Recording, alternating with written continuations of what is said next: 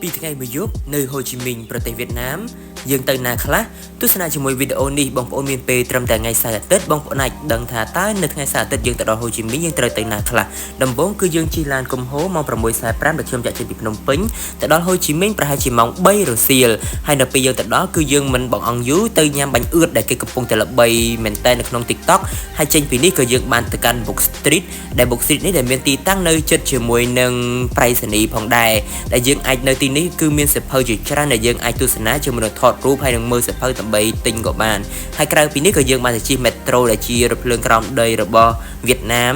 ដែលមានដំបូងនៅហូជីមីញហើយបន្ទាប់មកក៏យើងបានទៅជិះជាមួយនឹងឡានក្រុងជុំវិញក្រុងផងដែរយើងអាចមើលទេសភាពជុំវិញក្រុងនៅពេលយប់គឺស្រស់ស្អាតមែនតើដែលធ្វើឲ្យយើងគឺអារម្មណ៍ស្រស់ស្រាយជាមួយនឹងបរិយាកាសជុំវិញជាមួយនឹងខ្យល់បក់យ៉ាងស្រស់បំព្រងតែម្ដង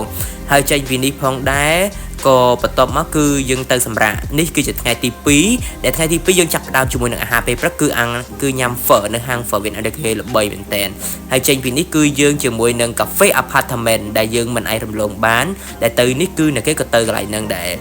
ហើយចេញពីនេះក៏យើងបានទៅកាន់ហាង cafe apartment មួយដែលឈ្មោះថា Saigon Oil ដែលមានទីតាំងនៅលើ cafe apartment ហើយយើងចេញពី cafe apartment នេះយើងធ្វើដំណើរនៅតាមដងផ្លូវដើររហូត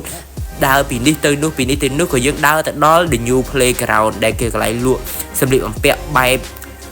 local brand របស់វៀតណាមហ្មងដែលយើងអាចមើលឃើញជាមួយនឹងកៅអៅហើយយើងអាចទិញបាននៅផលិតផលជាច្រើនដែលរបស់ local វៀតណាមជាពិសេសគឺសម្លៀកបំពាក់ចេញពីនេះក៏យើងបានទៅផ្សារបៀនថាញ់ហើយក៏យើងបានញ៉ាំកើមតឹមគេថាបាយប៊ីហ្នឹងហើយចេញពីនេះក៏យើងបានដើរមើលផ្សេងចុះឡើងដើម្បី